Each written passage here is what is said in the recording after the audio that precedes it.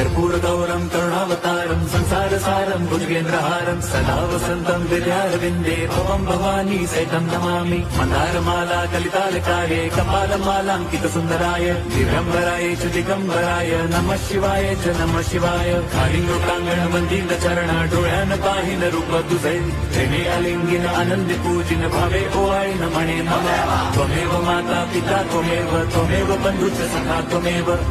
विद्या द्रविणं